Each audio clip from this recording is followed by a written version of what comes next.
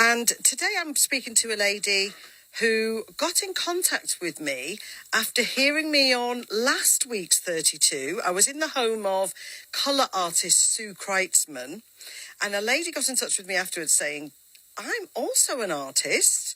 And it turns out that she lives in Barnet, and that actually I have something inspired by Sue Kreitzman. I'm looking at it right now to my left. Let me introduce the lady herself. Can you hear that creaking stool? I'm on a creaking stool. But that's all part of it. I'm with Elizabeth Joseph. Elizabeth is a miniaturist. She is a doll's house maker, and she has a chair here inspired by Sue Kreitzman of last week's 32. Not made last week, by the way, was it, Elizabeth? No, I made that last year as part of an exhibition display that I had at the Museum of the Home, which was 20 miniature chairs, and each chair represented a woman in the arts. So that was Sue's chair. Just describe it for us, if you will, Elizabeth. So it's about 14 centimetres high, and it's actually a Georgian-style chair, but I've actually covered it with a printout of one of Sue's paintings. And it's got little sequins all over it. So it's very, very colourful. And it represents Sue Kreitzman. It definitely does. I could see that. As soon as I saw that, I thought, that is Sue's chair. Tell us who the other chairs are meant to signify. Okay, so this is the Beyoncé. So Beyonce, in one of her concerts, Beyoncé's got a big, fluffy, frothy dress on.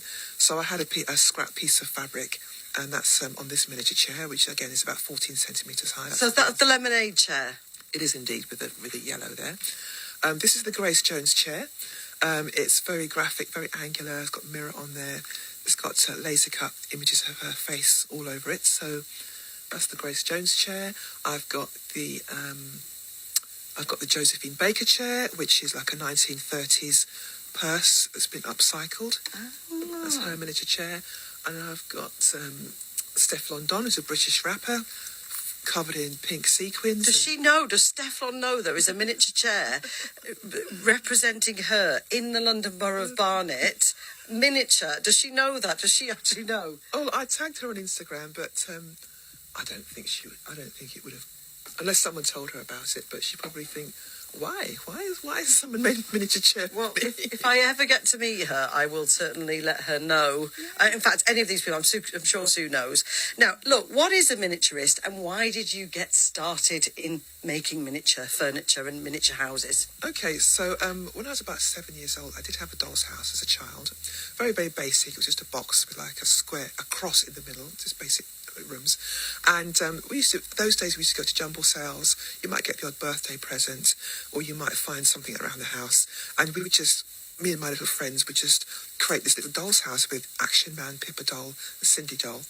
That was as a child, and as I've got older, I've just really continued into the adult world of doll's house collecting. So I go to exhibitions and I go to fairs. I was on television with my miniatures.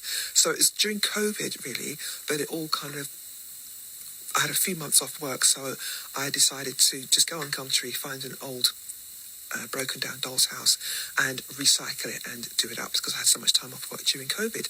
And I put it on Instagram, and it's just grown since then really. So graphic designer by trade, miniaturist secretly by now. I need to ask Salma this. Salma, did you have a doll's house? Were you into dolls and doll's houses? No, I never, ever had a doll's house. The only doll I ever had was when I went to America and I bought an American Girl's doll. I don't know if you know them. And I had to save up all my money. I do. My dolls had loads of them. Yes. That was the one and only doll I ever had.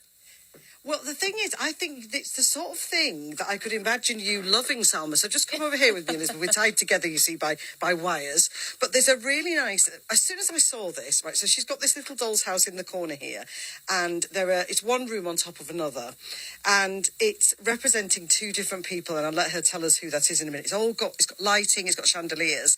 But as soon as we started talking about this off air, I was in there, Salma, and I had already created a little storyline for the person who lives in the bottom and the person who lives in the top. So who are the two people? So I think if you're a creative, doll's houses are kind of great, aren't they, for stories? Oh yeah, I mean, this is it. You put your whole imagination in there, and you can just create different concepts. So on the first floor, we've got Madam C.J. Walker lives up there. Now, she was she was the first black female millionaire in America because she created an Afro hair ointment, which she franchised. And there's some photos online of her 1930s salon. So I've miniaturised her salon and just used African fabrics on some of the furniture. So that's on the first floor. But you created a little pot of hair ointment that she made her a millionaire, based in real life. Yes, there's a little tiny pot of her ointment there as Now, well. downstairs, there is also a little pot of her hair ointment because she's given some to her neighbour. And who's her downstairs neighbour, please? So her downstairs neighbour is Rihanna. Of course, the famous pop singer. So Rihanna's got her makeup there, her makeup brand. She's got shelves full of lotions and potions and perfumes. It's quite pink and lilac and a bit. She's got a copy of Ebony magazine there. She's got Ebony magazine. She's got a 3-seater. She's got a dressing table with bold designs from the 1980s on there. Well, yeah, tell us about those. So in the 1980s, Grace Jones was had body paint all over her by an artist called Keith Haring.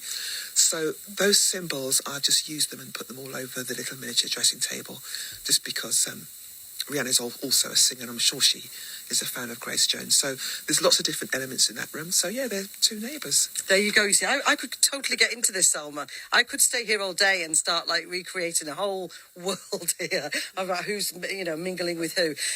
You are the official miniaturist for the Museum of the Home. So where can people see your work? Where can they find it? Where can they find out more about you and what you do?